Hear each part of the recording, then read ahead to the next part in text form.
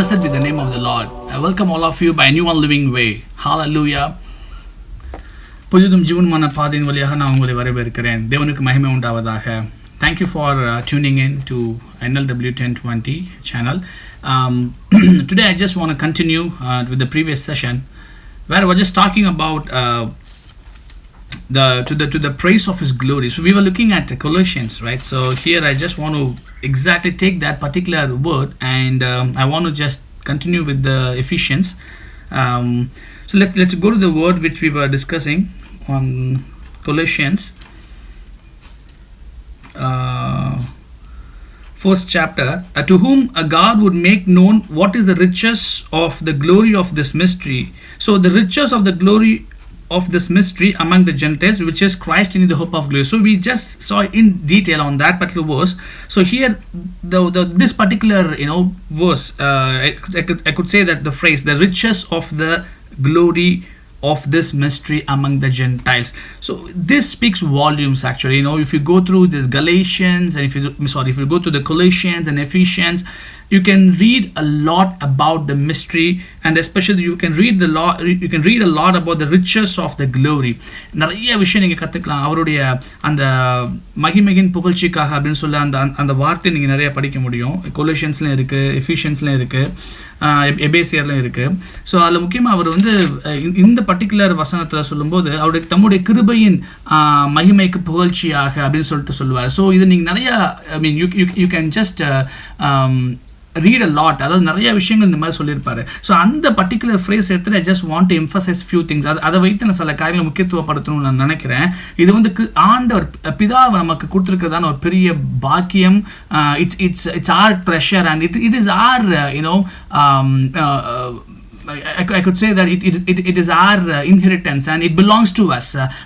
We are possessing it, so we have to be always thanking God for this great work God had done inside of us. It's not that He's going to do; He has already completed, and which He and He has just done everything inside of us. So இது ஆண்டவர் செய்ய போறாருன்னு கிடையாது. Already நமக்குள்ள செய்து முடித்திருக்கிற அந்த அவருடைய தேவனுடைய கிரியை கிறிஸ்து இயேசுவின் மூலமாக பிதா நமக்குள்ளாக செய்து வைத்து முடித்திருக்கிற கிரியையை பார்த்து நாம் தேவனை துதிக்க வேண்டும், நன்றி செலுத்த வேண்டும்.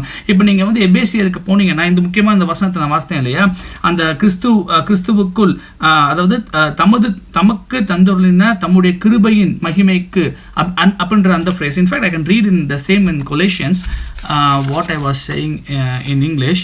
So Colossians first chapterல பார்த்தீங்கன்னா இந்த ரகசியத்தில் உள்ள மகிமை, அதாவது 1ஆம் அதிகாரம் 27ஆம் வசனம், கொலோசையர், புறஜாதிகளுக்குள்ளே விளங்கிய இந்த ரகசியத்தில் உள்ள மகிமையின் ஐசுவரியம். இந்த ரகசியத்தில் உள்ள மகிமையின் ஐசுவரியம் அதை தான் நான் கொஞ்சம் எம்பசைஸ் பண்றேன்.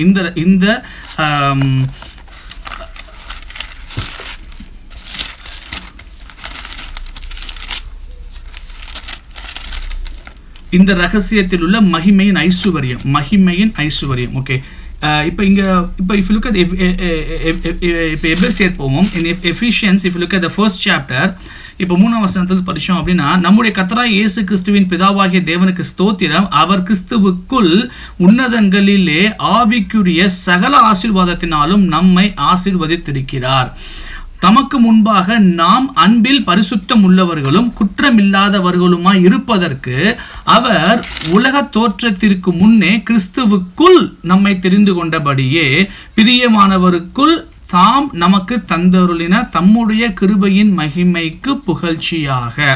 இந்த பர்டிகுலர் வசனம் இங்கிலீஷில் வாசிக்கிறேன், கொஞ்சம் டிஃப்ரெண்ட்டாக இருக்கும் அது. ஸோ அதை தமிழ் எக்ஸ்பிளைன் பண்ணுறேன். கிறிஸ்துவுக்குள் நம்மை, அதாவது 4ஆம் வசனத்துடைய பின்பகுதியும் 5ஆம் வசனமும் வாசிக்கிறேன். எபேசியர் 1ஆம் அதிகாரத்தில் கிறிஸ்துவுக்குள் நம்மை தெரிந்து கொண்டபடியே பிரியமானவருக்குள் தாம் நமக்கு தந்தருளின தம்முடைய கிருபையின் மகிமைக்கு புகழ்ச்சியாக. Let me read in English as well.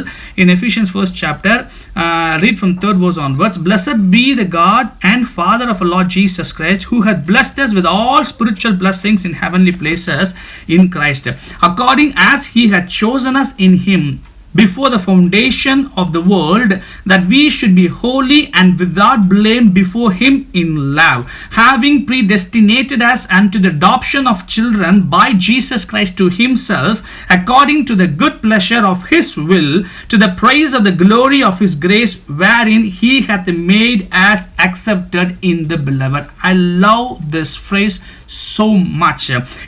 He hath made us accepted in the beloved. இது தமிழ்ல கொஞ்சம் எனக்கு சொல்ல, தமிழ் வாசிக்கும் போது இதே மாதிரி எனக்கு அங்கே இல்லை.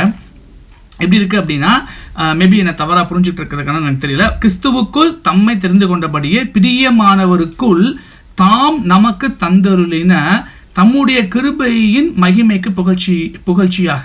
ஸோ இப்போ இன்னைக்கு என்னுடைய பாயிண்ட் என்ன அப்படின்னா, to the praise of the glory of his grace wherein he hath made us accepted in the beloved. So கொலோஷியன்ஸில் இங்கே பார்க்கும்போது த ரிச்சஸ் ஆஃப் த கிரேஸை பார்க்குறோம். அதாவது ரிச்சஸ் ஆஃப், அதாவது தம்முடைய மகிமையின் புகழ்ச்சிக்காக, இல்லைன்னா கிருபையின் மகிமைக்கு புகழ்ச்சியாக, தம்முடைய கிருபையின் மகிமைக்கு புகழ்ச்சியாக. ஸோ அந்த கிருபையின் மகிமையின் புகழ்ச்சி, there is a riches in that, like so the praise of the glory of his grace. So இதுல வந்து முக்கியமா என்ன emphasize பண்றாரு அப்படின்னா, he talks about that the glory of God. It talks about that the grace which he has bestowed upon us. So அவர் நம்ம மேல வச்சிருக்கிற, நமக்கு மேல வைத்திருக்கிற அவருடைய கிருபைக்கு புகழ்ச்சி வருவதற்காக நீங்களும் நானும் கிறிஸ்துவுக்குள்ளாக chosen, அதாவது God has chosen us in Christ. எதுக்குன்னா அவருக்கு மகிமை வருவதற்காக, அவருடைய மகிமைக்கு புகழ்ச்சி வருவதற்காக நம்மளை வந்து கர்த்தர் வந்து என்ன பண்ணியிருக்காரு அப்படின்னா, உலக தோற்றத்துக்கு முன்பே நம்மளை வந்து கிறிஸ்துவுக்குள்ளாக தெரிந்தெடுத்திருக்கிறார் இல்லையா. ஸோ இது வந்து it talks about the riches of his grace. That's how I'm understanding. Okay, riches. அப்ப இதுல வந்து உங்களுடைய மெரிட்ஸோ இல்லை ஏன் மெரிட்ஸோ கிடையாது. நான் நல்லவன் இல்லை நீங்க நல்லவங்க, நம்ம அது பண்ணிட்டோம் அவருக்காக, இது பண்ணிட்டோம் அவருக்காக, அதனால கர்த்தர் செய்ய அப்படின்றதுக்கெல்லாம் முன்னாடியே, நம்ம பரப்பதற்கு முன்னாடியே கிறிஸ்துவுக்குள் நம்மை கர்த்தர் தெரிந்தெடுத்திருக்கிறார். அது ஆங்கிலத்தில் சொல்லணும் அப்படின்னா, having predestinated us, 5வது வசனம், having predestinated us unto the adoption of children by Jesus Christ to himself, according to the good pleasure of his will. அதாவது in 4th verse onwards I'll read, according as he had chosen us in him before the foundation of the world, that we should be holy and without blame before him in love, having predestinated us unto the adoption of children by Jesus Christ to himself, according to the good pleasure of his will. இது வந்து it speaks volumes. அதாவது நம்மளை வந்து குற்றமில்லாதவர்களாக தமக்கு முன்பாக நம்ம வந்து அன்பில் பரிசுத்தம் உள்ளவர்களும் குற்றமில்லாதவர்களுமா இருப்பதற்கு அவர் உலக தோற்றத்திற்கு முன்னே கிறிஸ்துவுக்குள் நம்மை தெரிந்து கொண்டபடியே நம்மளை வந்து குற்றமற்றவர்களாக பிதாக்கு முன்பதாக, தனக்கு முன்பதாக பிதா தமக்கு முன்பதாக நம்ம நிறுத்துவதற்கு இயேசு கிறிஸ்துவை வந்து அனுப்பிச்சு கொடுத்திருக்கிறாரு. நான் புரிஞ்சுக்கிறேன் இல்லையா. கிறிஸ்து இயேசுவுக்குள், அப்ப கிறிஸ்து இயேசுவுக்குள்ள நம்ம வந்து பிதாட்ட போனோம் அப்படின்னா கிறிஸ்துவனுடைய பரிசுத்தம், இயேசு கிறிஸ்துவனுடைய அவருடைய அன்பு, இயேசு கிறிஸ்துவனுடைய நீதி, இதனால நம்ம என்ன பண்ணிருக்கோம்னா பிதா நம்மளே அலங்கரிச்சிருக்கிறார். அப்ப சொல்றாரு, நீ என்னதான் வந்து பாவியா இருந்தாலும் நீ என்னுடைய சொந்த குமாரனாகிய இயேசு கிறிஸ்துவை ஏற்றுக்கொண்டபடியினாலே உன்னை நான் நீ வந்து என்கிட்ட வந்திருக்கிற. ஏன்னா அப்படி வரும்போது என்னுடைய மகிமைக்கு புகழ்ச்சி வரத்தக்கதாக நான் உன்னை தெரிந்து கொண்டேன், என்னுடைய மகிமைக்கு புகழ்ச்சி வரத்தக்கதாக நான் உன்னை என்னுடைய ஃபேமிலிக்குள்ள உன்னை கொண்டு இருக்கிறேன் அப்படின்னு ஆண்டவர் சொல்றாரு. To bring glory to his grace, to bring glory to the to the glory, to bring glory to the grace of the Father. Hallelujah. That's how I'm understanding this. It's really good. If you deep dive into this truth, right, it would definitely set you free from a lot of bondages which are like kind of a sticking issues in our lives actually. So we are looking at us, we look ourselves in a different way, but God is looking at us in a different way. He is looking at us, you're so special to him, you're so special, and you're accepted and you're forgiven. That's how the Father is looking at us. through Lord Jesus Christ. Hallelujah. So in English, when I read that one particular verse which I was saying that it's really attracted me, I like the most, it is this, to the praise of the glory of his grace, wherein he hath made us accepted in the beloved. He hath made us accepted in the beloved. It's very nice to say that he hath made you, he hath fabricated you, he hath designed you, he hath formed you. Hallelujah. Because he had formed you so that you will be accepted by God. He had formed you so that he had formed me so that I will be accepted by God. That's why it says that he hath made you accepted in the beloved. அந்த beloved அவருக்குள்ள நம்ம accept பண்ண படுவதற்காக அதுக்கு ஏத்த மாதிரி நாம் கிறிஸ்துவுக்குள்ளாக உருவாக்கப்பட்டு இருக்கிறோம். Hallelujah. It's a real blessed word, isn't it? So here Bible says that அவர் தமிழ் எக்ஸாக்ட்டா அப்படி இல்லைங்க. ஆக்சுவலி எப்படி இருக்கு அப்படின்னா, கிறிஸ்துவுக்குள் நம்மை தெரிந்து கொண்டபடியே பிரியமானவருக்குள் தாம் நமக்கு தந்தருளின தம்முடைய கிருபையின் மகிமையின் புகழ்ச்சிக்காக. ஆக்சுவலி எனக்கு அந்த particular phrase I felt like it is not exactly fitting with this English sentence. English it says that he hath made, அதாவது he hath fabricated, நம்மை நம்மளை அவர் என்ன பண்ணா, he has produced, நம்மளை உருவாக்கி இருக்காரு. அவர் எப்படி ஒரு ப்ராடக்ட் நான் உருவாக்குறேன் அப்படின்னா, சப்போஸ் இந்த ஹைலைட்டரை நான் உருவாக்குறேன், நான் ப்ரொடியூஸ் பண்ண, நான் உற்பத்தி பண்றேன்னா, இதை என்னுடைய இஷ்டத்துக்கு நான் இதை எப்படி உபயோகிக்க வேண்டும் என்பதற்காக என்னுடைய இஷ்டத்துக்கு என்னுடைய சித்தத்துக்கு ஏற்ற மாதிரி என்ன பண்றேன், நான் அதை உருவாக்குறேன். இதை உருவாக்கி நான் வச்சுக்கிறேன் என்கிட்ட. அது மாதிரி ஆண்டவர் நம்மளை அவருடைய சித்தத்தின் அவருடைய மகிமைக்கு புகழ்ச்சி வரத்தக்கதாக உங்களையும் என்னையும் கிறிஸ்துவுக்குள்ளாக உருவாக்கி இருக்கிறாரு. உருவாக்கி நம்மளை அக்செப்ட் பண்ணிருக்காரு, நம்மளை ஏற்றுக்கொண்டு இருக்கிறாருன்னு சொல்லி அந்த வசனத்துல ஆங்கிலத்தில் அப்படிதான் போட்டிருக்கு.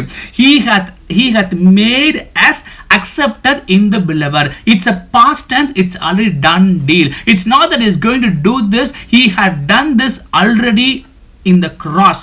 If you read this following verse, you can understand that.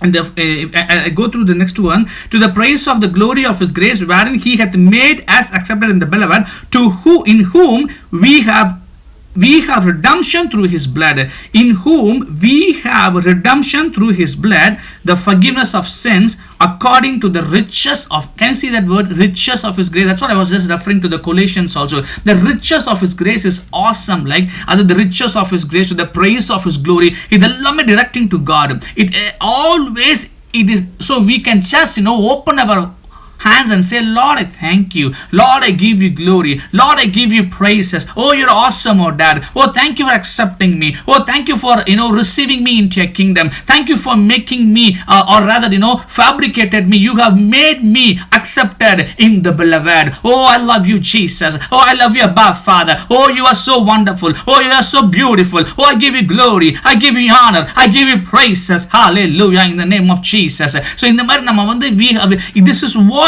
we can do at the most to the God. இதுதான் நம்ம மேக்ஸிமமா பண்ண முடியும். இதுக்கு மேல ஒண்ணுமே நம்ம கர்த்தருக்கு என்ன செய்ய போறோம் அப்படின்னா, கையை ரெண்டையும் தூக்கி ஆண்டவருக்கு நன்றி தான் செலுத்த முடியும். இப்படி என்னை கர்த்தர் உருவாக்கி இருக்கிறாரு, அவருக்குள்ள என்னை படைத்து இருக்கிறார், என் பிதா என்னை ஏற்றுக்கொள்ள வேண்டும் என்பதற்காக அவருடைய மகிமைக்கு புகழ்ச்சி வரும்படியாக அவருடைய கிருபைக்கு, அதாவது தமிழ்ல நான் வாசிக்கிறேன், தம்முடைய தயவுள்ள சித்தத்தின்படியே நம்மை இயேசு கிறிஸ்து மூலமாய் தமக்கு சுவிகார புத்திரராகும்படி முன் குறித்திருக்கிறார். அவருடைய கிருபையின் ஐசுவரியத்தின்படியே இவருடைய இரத்தத்தினாலே, அவருடைய கிருபையினா அப்பாவுடைய கிருபையின் ஐசுவரியத்தின்படியே, பாத்தீங்களா, அப்பாவுடைய கிருபைக்கு ஐசுவரியம், அதாவது you cannot just measure the wealth of the mercies of the Father. Hallelujah, blessed be the name of the Lord. அவருடைய கிருபை, அதாவது கிருபை mercy, இங்க கிருபை இருக்கு, இந்த இடத்துல mercy, you can see that both the places,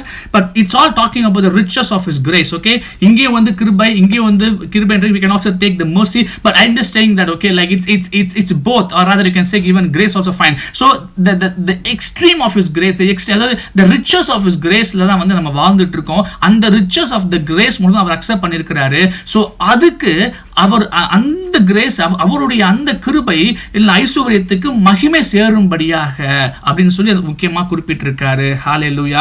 அவருடைய கிருபையின் ஐசுவரியத்தின்படி இவருடைய இரத்தத்தினாலே, இயேசு கிறிஸ்துவின் இரத்தத்தினாலே பாவ மன்னிப்பாகிய மீட்பு இவருக்குள் நமக்கு உண்டாய் இருக்கிறது. ஹalleluya. what a beautiful word பாருங்க. ரொம்ப அழகா, இவ்வளவு அழகா எஃபிஷியன்ஸ் எழுதியிருக்கிறார் பாருங்களேன். பவுலுக்கு இவ்வளவு அழகா ஆண்டவர் சொல்லி கொடுத்திருக்கிறாரு. இதை வாசிக்கும் போது நமக்கு நல்லா இருக்குன்னா it's a continuous tense. I could say that what tense it is exactly, but in whom we have redemption. In whom we have redemption. இது வந்து continuously in whom we have redemption. It's actively participating. This tense is active. It is active. Okay, it's always active. Even this second is active. Tomorrow it will be active. Day after tomorrow it will be active. Continuously it is active. In whom we have redemption in Christ for the forgiveness of sins according to the riches of His grace. Hallelujah. What a great God we serve today. So you and I are totally fabricated. I recall to remember the discussion which we had. நான் அன்னைக்கு சொன்ன அதே வசனம் திருப்பி நான் நினைவு கொண்டு வருகிறேன். நம்ம 1 Peter 1:23 படிச்சோம் இல்லையா? நம்ம அந்த வசனத்துக்கு போகலாம். அதுல பாத்தீங்கன்னா அழிவுள்ள வித்தினாலே அல்ல என்றென்றைக்கு பாத்தீங்களா, இந்த ஒரு வசனத்துல தான் இவ்வளோ ஒரு என்ன தன்மை இருக்கு. அதனுடைய அதுக்குள்ளதாங்க எல்லாமே அமைஞ்சிருக்கு. அழிவுள்ள வித்தினாலே அல்ல என்றென்றைக்கும் நிற்கிறதும் ஜீவன் உள்ளதுமான தேவ வசனமாகிய அழிவில்லாத வித்தினாலே மறுபடியும் ஜெனிப்பிக்கப்பட்டிருக்கிறீர்களே. Hallelujah. Oh, what a blessing. Amen. What a blessing. Thank you, Jesus. Being born again, not of corruptible seed, but of incorruptible, by the word of God, which liveth and abideth forever. Being born again, not of corruptible seed, but of incorruptible, by the word of God, which liveth and abideth forever. The riches of His grace. The riches of His grace. To bring praises to the glory, to the praise of His glory. அவருடைய மகிமையின் புகழ்ச்சிக்காக, அதற்காக நாம் அழைக்கப்பட்டிருக்கிறோம். அவருடைய மகிமைக்கு, அவருடைய மகிமையின் புகழ்ச்சிக்காக நம்மளை வந்து அவர் தெரிந்தெடுத்திருக்கிறாரு. தம்முடைய தெய்வ சித்தத்தின்படி நம்மளை தெரிந்தெடுத்திருக்கிறாரு. தம்முடைய கிருபையின் மகிமைக்கு புகழ்ச்சிக்காக தெரிந்தெடுத்திருக்கிறாரு. இது வந்து இதெல்லாமே வந்து பாத்தீங்கன்னா it's always about Him. It's always about Him. So you and I can go and stand. As I said before, ஆண்டவரே உமக்கு நான் நன்றி செலுத்துகிறேன் இயேசப்பா. நீங்க என்னை உருவாக்கியிருக்க ஸ்தோத்திரம். இந்த உலகத்தின் தோற்றத்துக்கு முன்பதாகவே நீங்க என்னை உருவாக்கியிருக்கீங்க. Actually, if you look at this Ephesians 1st chapter 3rd verse, right, you may be thinking that I am not blessed, God is not happy with me. Actually வசனம் சொல்லுதுங்க, very clearly சொல்லுது. இதுதான் beauty of this epistles of Paul. If you read this, especially if you read the first 4 chapters of Colossians, first 3 chapters of Ephesians, it's all about your identity and your position. I know it's my identity, it's my position. The remaining chapters are talking about just because you receive this identity, just because you have this position given by God, there is a responsibility to execute. That's what is the remaining chapters of Ephesians and Colossians. If you look at 4 chapters in Colossians, the first 3 chapters talks about your identity and your position. முதல் 3 அதிகாரத்தை கொலோசியன்ஸ்ல பாத்தீங்கன்னா உங்களுடைய அடையாளத்தையும் நீங்க கிறிஸ்துவுக்குள்ள இருக்கிற யார் என்பதை சொல்லி கொடுத்திருப்பார் பவுல். அதுக்கப்புறம் வர அந்த 4வது சாப்டர்ல பாத்தீங்கன்னா நமக்கு என்ன ரெஸ்பான்சிபிலிட்டி, அதை நம்ம எப்படி வந்து எக்ஸிக்யூட் பண்ணணும்னு சொல்லி கொடுப்பாரு. அதுக்குன்னு ஒரு உத்தரவாதம் இருக்கு. நம்ம அதை எப்படி செய்யணும், ஏன் நம்ம அதை இப்படி செய்யணும், இப்படி ஆக்கப்பட்டதுனால இப்படி நம்ம செய்யணும்னு சொல்லி அந்த இயேசுவினுடைய அந்த கிங்டம் ரூல்ஸ் நமக்கு இப்படிலாம் செய்யணும்னு சொல்லி அதற்காக மாற்றப்பட்டிருக்கோம் அப்படின்னு சொல்லி நம்ம சொல்லி கொடுப்பாரு. அப்ப இதை நம்ம புரிஞ்சுக்கிட்டாதான் நம்ம அதை சரியா செய்ய முடியும். அதை ஈஸியா படிச்சிடலாம். அதாவது கொலோசியர்ல உள்ள 4ஆம் அதிகாரத்தை படிச்சு புரிஞ்சுக்கிறது ஈஸி. எஃபிஷியன்ஸ்ல உள்ள I think 4, 5, 6 நினைக்கிறேன், அந்த 3 சாப்டர்ஸை படிச்சு புரிஞ்சுக்கிறது கொஞ்சம் ஈஸி தான். ஆனா அந்த முதல் 3 அதிகாரம் இருக்கு பாத்தீங்களா எபேசியர்ல, அதுவும் கொலோசியர்ல முதல் 3 அதிகாரம் இருக்கு பாத்தீங்களா, இதை நம்ம அதிகமா எந்த அளவுக்கு புரிஞ்சுக்கிறோமோ அப்பதான் அந்த ரிமைனிங் சாப்டர்ஸ், அந்த ரெஸ்பான்சிபிலிட்டி அப்படின்ற அந்த இடத்துல நம்ம வந்து அதை ப்ராப்பர் எக்ஸிக்யூட் பண்ண முடியும்னு சொல்லி நான் புரிஞ்சு வச்சுக்கிட்டு இருக்கேன். என்னைக்கு கர்த்தர் இதை எனக்கு சொல்லிக் கொடுக்க ஆரம்பிச்சாரோ அதுல இருந்து என்னுடைய நோக்கம் எல்லாம் இதை புரிஞ்சுக்கணுமே ஆண்டவரே, இந்த ஆழத்துல நான் செல்லணுமே ஆண்டவரே அப்படின்னு சொல்லி அப்படி நான் பழகிட்டு இருக்கேன். I am just focusing on God to make me understand on the truths which is talking about in the first 3 chapters in Ephesians and first 3 chapters in Colossians. It's very important, it's very vital for us to understand these truths and let it go and settle deep down in your heart.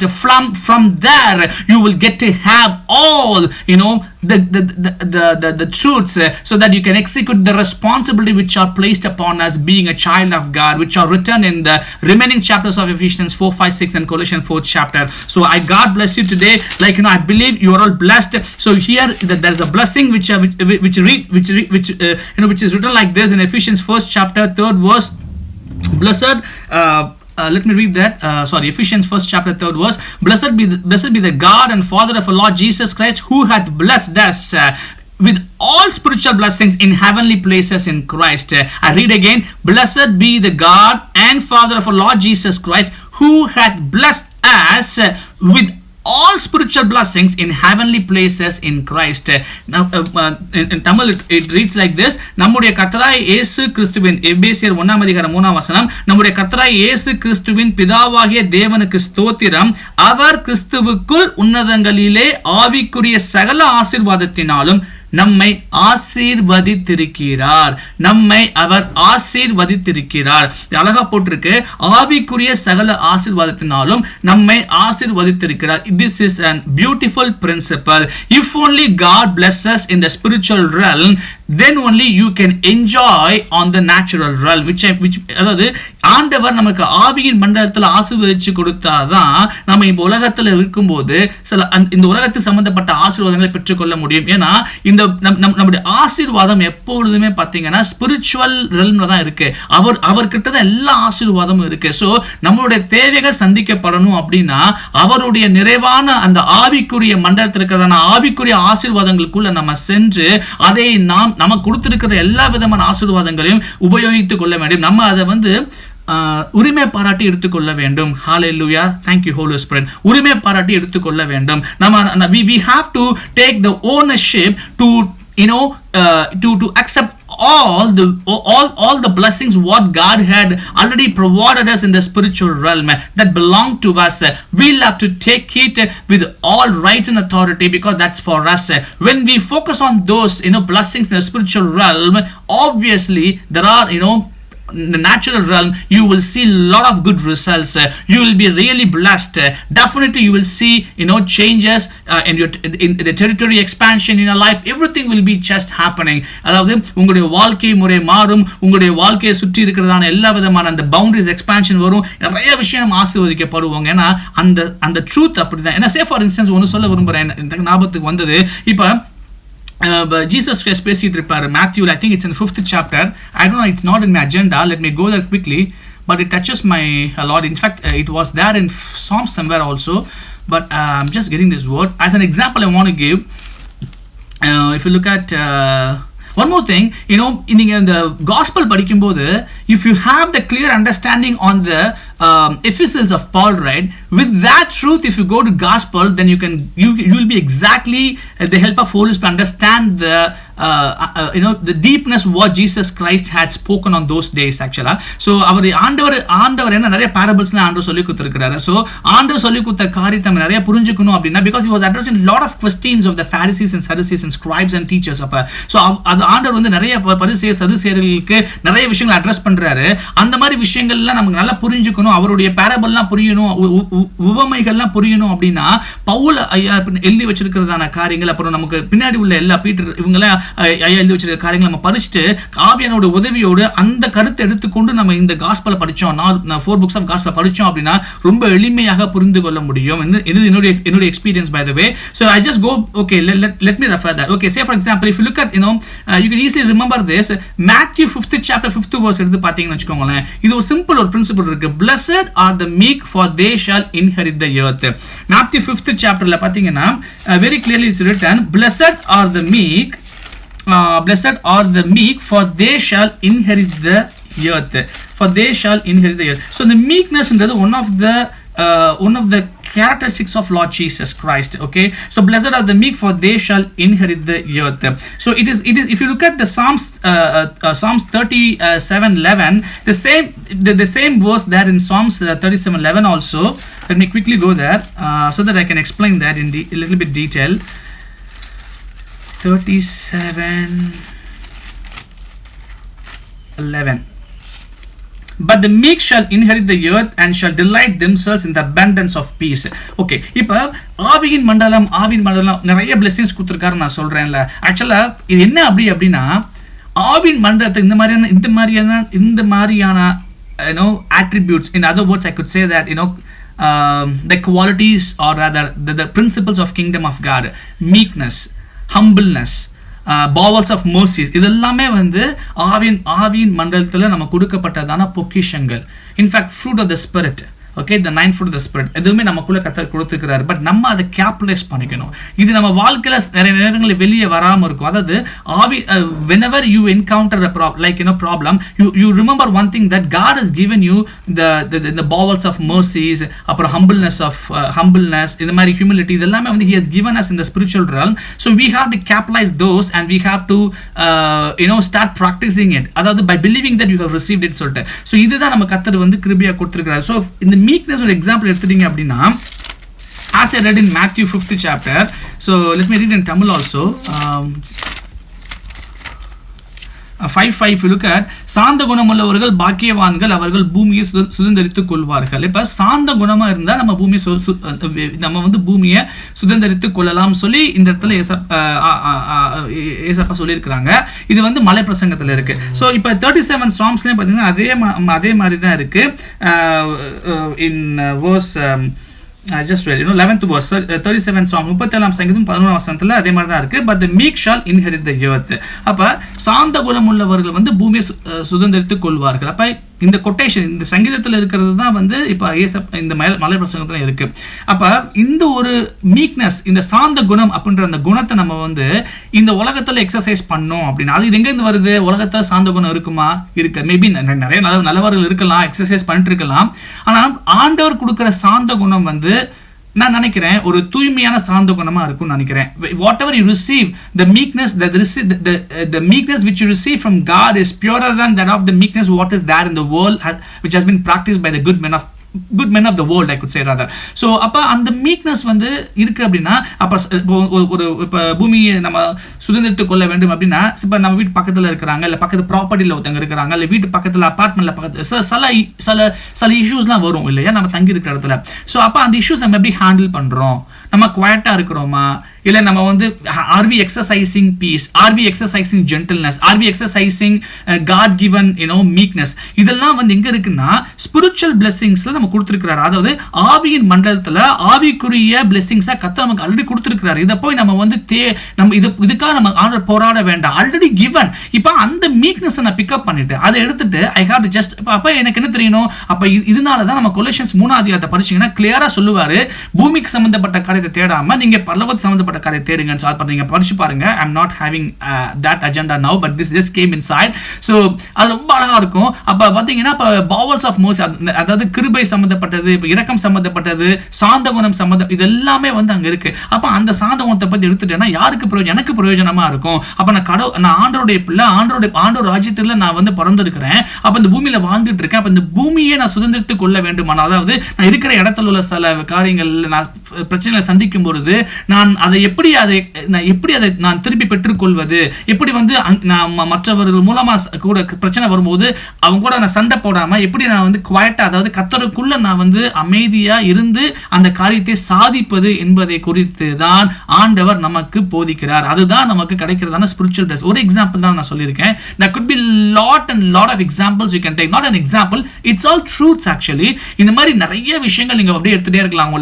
Day to day லைஃப்ல practically you can exercise this, you can enjoy the blessings, because in quietness, in meekness, I think the strength of the Lord. There's a word in Isaiah, I don't have the quotation now. அமெரிக்கம் நம்பிக்கையும் எங்கள் பலனா இருக்கும். Thank you Lord. So இந்த ஒரு வசனம் இருக்கு. So இதெல்லாம் பாத்தீங்கன்னா இதெல்லாமே qualities of God, characteristics of God. அப்ப அவருடைய gift என்ன அப்படின்னா, அவர் தன்னுடைய மகிமையின் புகழ்ச்சிக்காக நமக்கு எல்லாத்துக்குமே அதை கொடுத்துட்டாரு. இப்ப எஃபிஷியன்ஸ்ல 1ஆம் அதிகாரத்துல 3ஆம் வசனத்துல கொடுத்துட்டாரு. இப்ப என்ன பண்ணணும் நம்ம அப்படின்னா, we have to be always meditating our position. நம்ம கொடுக்கப்பட்ட அடையாளம், நம்ம கொடுக்கப்பட்ட தகுதியை நினைவு கூர்ந்து ஒவ்வொரு நாளும் நம்ம செயல்களை செய்யும் பொழுது ராஜ்யத்தில் உள்ள பிள்ளைகளாக அவருடைய ராஜ்யத்தில் என்ன சொல்லப்பட்டிருக்கிறோ அதை எடுத்து நாம் இங்கு உலகத்துல உபயோகிக்க பழகி கொள்ள வேண்டும். அது நம்மளால முடியாதது இமீடியட்டா செய்ய முடியாம இருக்கலாம். ஆனா அதுக்காக தான் ஆண்டவர் நமக்கு அந்த திருவசனமாகிய வேத வசனங்களை கொடுத்திருக்கிறாரு. அழியாத வசனத்தின் மூலம் நம்ம ஜெனிப்பிச்சிருக்கிறார். அப்ப நமக்குள்ள நடக்கப்பட்ட அந்த மாற்றமும் பரிசுத்த ஆவியான நம்ம கூட இருந்து இயங்குகிறதும் அவருடைய அபிஷேகமும் நமக்குள்ள இருந்து கண்டினியூஸா வேலை பார்த்துட்டே இருக்குங்க. நீங்க வசனத்துல இந்த மாதிரியான விஷயங்கள்ல நீங்க எப்படி மாற்றப்பட்டிருக்கிறீர்கள் என்பதை குறித்து நீங்க படிக்க அந்த inner transformation, the inner being, your spirit will come to a position to be, will come to a position whereby your soul will be under the control of the spirit. Because உங்களுடைய சிந்தனை, உங்களுடைய mind எல்லாமே எப்படி ஆகும் அப்படின்னா, உங்களுடைய மனசு, உங்க சிந்தனை, ஆவி, ஆத்மா, சரீரம் மூணு இருக்கு. அது ஆத்மா என்ன பண்ணும் அப்படின்னா, அந்த மைண்ட் சம்பந்தப்பட்டது எல்லாமே உங்க சிந்தனைகள், நினைவுகள்லாம் வெளியே உள்ள காரியங்களே பார்த்து பழகிருச்சு. இப்ப நீங்க வசனத்தை படிக்க என்னுடைய வசனமும் ஆவியாவும் ஜீவனுமா இருக்குன்னு ஏசப்பா சொல்றாங்க இல்லையா? சோ அப்ப வசனம் படிக்க என்ன ஆகும்னா, நம்ம ஆவி சம்பந்தப்பட்ட காரியத்தை, நமக்கு புதிதாக கொடுக்கப்பட்ட ஆவி சம்பந்தப்பட்ட காரியத்தை, the things which are related to the new spirit we have started to learn. So it just comes alive within you. அப்ப this particular mind will go back, will lose focus on the world but start to focus on the inner being. உங்களுடைய ஆத்மா என்ன பண்ணும் அப்படின்னா, உங்க mind என்ன பண்ணும் அப்படின்னா, வெளியே உள்ள காரியங்களை பார்க்காமல் நீங்க இந்த அட்டென்ஷன் கொடுக்கும்போது அது ஆப்வியஸ்லி எங்க போகும் அப்படின்னா, அந்த ஆவிக்குரிய வசனங்களை தியானிப்பதற்கு அதுவும் சேர்ந்து உள்ள பாப்ப ஆவியும் ஆத்மாவும், அது உங்க சிந்தனைகளும் உங்க ஆவியும் சேர்ந்து இணைந்து வசனத்துக்குள் போகும் பொழுது ஒரு நிறைவு உண்டாகும். ஆப்வியஸ்லி என்ன ஆகும் அப்படின்னா, உங்களுடைய மாம்சம் அது ரெண்டுக்கும் கீழ்படுத்தப்படும். ஹalleluya. இதுதான் ஒரு அற்புதமான சத்தியங்க. This is how I'm experiencing. Hallelujah. You can put into practice and see the results. I'm seeing results in my life. It's amazing. Now, many things I could, because every time when I have question, I go and ask certain people, but I'm not satisfied with that. But when I go to the Word of God, of course, certain men of God would come around in my life. They would guide me and they would channelize me. So அந்த மாதிரி men of God மூலமா பேசலாம், ஆண்டவர் வசனத்து மூலமா பேசலாம். சில பேர் சொல்லிக் கொடுக்க முடியாம கூட இருக்கலாம். ஆனா கரெக்டா போதிக்கப்படும் போது with great நீங்க டிசைரோட போகும்போது உங்களுக்கு ஒரு டிரான்ஸ்ஃபர்மேஷன் உள்ள மாற்றப்பட்ட அந்த டிரான்ஸ்ஃபர்மேஷனை உணர ஆரம்பிப்பீங்க. then you will have அதாவது என்னதான் புயல் அடிச்சாலும் அதுக்கு மேல பறந்து செல்ற அந்த பறவையை போல, அது என்ன பறவை, அது லைக் ஈகிள், லைக் அது ஈகோ இல்லைன்னா ஈகிள், மேபி த கிரெயின், அவங்க அதெல்லாம் பார்த்தீங்கன்னா மேல பறந்துட்டு போகும் இல்லையா? ஸோ அந்த மாதிரி ஒரு அனுபவத்துக்கு நம்ம போயிட்டு இருப்போம். Like we will be just flying above like eagle, like whatever winds blow in our life, we'll be just flying above that. அந்த ஹைட்ல போயிட்டோம் அப்படின்னா amazingly Holy Ghost will, it will be easy for God to handle you. It will be easy for the Holy Ghost to handle you. ஆவியானவருக்கும் ஆண்டவருக்கும் பார்த்தீங்கன்னா உங்களை ஈஸியா அப்படியே பயன்படுத்தி use பண்ணிட்டு போக ஈஸியா இருக்கும் அவருக்கு. So this is that I want to share today. It's all about the riches of His grace. So I believe you have understood. You're all fabricated, designed, framed. So remember this verse, like in Ephesians we have just discussed. நம்மள ஆண்டவர் பிதா கிறிஸ்துவுக்குள்ளாக நம்மளை உருவாக்கி இருக்கிறாரு. Amazing. The same word is also there in Ephesians second chapterல இருக்கு உங்களுக்கு. நீங்க அது maybe we can see that later on. It's a beautiful subject. அது another subject actually. எப்படி ரட்சிக்கப்பட்டிருக்கோம், எப்படி உருவாக்கப்பட்டிருக்கோம் சொல்லி another subject ஒன்று இருக்கு. So today I am not taking it. So அதுல அழகா we are the workmanship of God created in Christ Jesus ன்னு சொல்லியிருப்பாரு அதுல. ஸோ நம்ம தேவனால் உருவாக்கப்பட்டிருக்கோம் அப்படின்னு சொல்லிலாம் ரொம்ப அழகா அதில் சொல்லியிருப்பாரு. அந்த I think it's in Ephesians second chapterல, I think it's from